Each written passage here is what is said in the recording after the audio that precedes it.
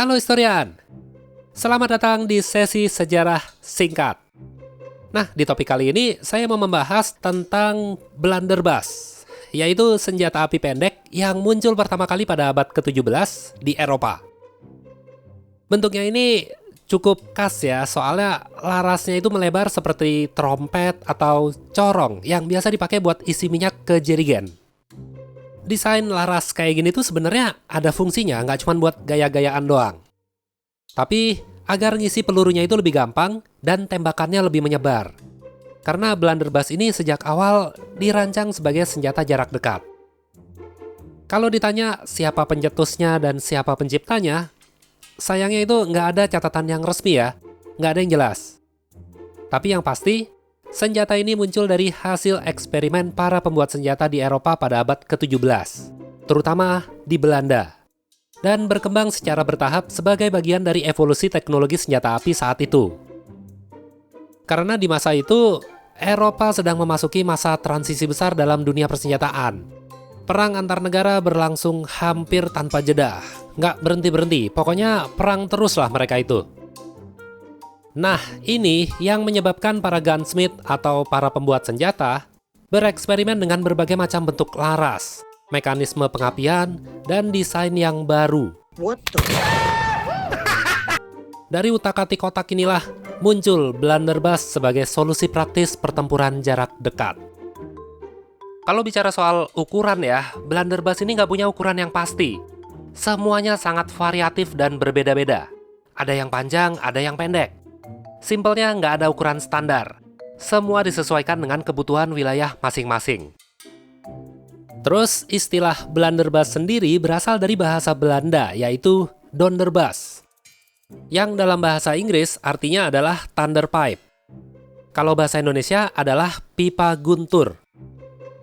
Kenapa disebut guntur? Karena suaranya memang keras saat menembak. Babi. Menurut catatan sejarah, blunderbuss ini lebih sering dipakai oleh negara-negara Eropa seperti Inggris, Belanda, Spanyol, dan Prancis. Terus, umumnya ya, senjata blunderbuss ini dipakai oleh para pelaut, marinir, penjaga jalan raya, pasukan kavaleri sebagai senjata cadangan, dan menjadi senjata favorit para bajak laut. Land ahoy!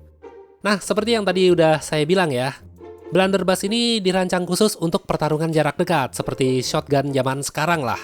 Jadi, sangat cocok digunakan di area yang sempit, seperti di dek kapal, area perkotaan, atau di dalam kastil saat melakukan penyerbuan. Kelebihan dari blunderbuss ini nggak harus menggunakan peluru khusus seperti senjata api lain pada masanya. Tapi bisa juga menggunakan benda apapun sesuka hati, sesuka penggunanya aja.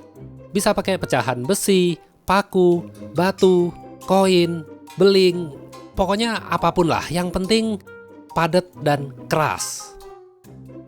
Nah, ketika blunderbuss ini ditembakkan, proyektil akan menyebar luas. Biasanya tuh jarak efektifnya kurang lebih 20 meter. Tingkat akurasi nggak penting, yang penting itu pelurunya banyak dan nyebar. Pokoknya tembak aja, chance buat kena pasti ada. Sebenarnya banyak prinsip penggunaan blunderbuss ini menjadi inspirasi senjata shotgun. Meskipun secara mekanisme ya, keduanya ini tidak memiliki garis evolusi langsung. Tapi tujuan taktisnya tetap sama, yaitu menghantam dengan keras, proyektil menyebar, dan memberikan daya hancur yang brutal. Senjata ini sempat populer dan menjadi salah satu ikon senjata api di abad ke-17, selain matchlock musket, flintlock pistol, dan arquebus. Tapi pada awal abad ke-19, seiring dengan berubahnya taktik perang yang semula untuk pertarungan jarak dekat, menjadi jarak menengah sampai jarak jauh. Nah, karena perubahan taktik perang inilah, pertahanan sipil atau militer semakin menuntut senjata yang lebih relevan, lebih akurat, presisi, dan efisien. Kemunculan senjata baru seperti flintlock musket, Sharpeville musket, percussion cap musket, smoothbore shotgun, dan rifle musket menjadi penyebab blunderbuss mulai kehilangan pamornya secara perlahan. Tapi meskipun begitu ya, Blunderbuss ini tetap meninggalkan jejaknya sebagai simbol sejarah dan budaya abad ke-17. Bentuknya yang khas, suaranya yang menggelegar, menjadikan senjata ini dikenang di literatur militer dan selalu muncul di berbagai film yang berkaitan dengan bajak laut. Nah, dulu Indonesia juga pernah punya loh blunderbuss semasa penjajahan Belanda dan beberapa koleksinya tercatat di museum-museum sejarah, termasuk di Museum Sejarah Jakarta.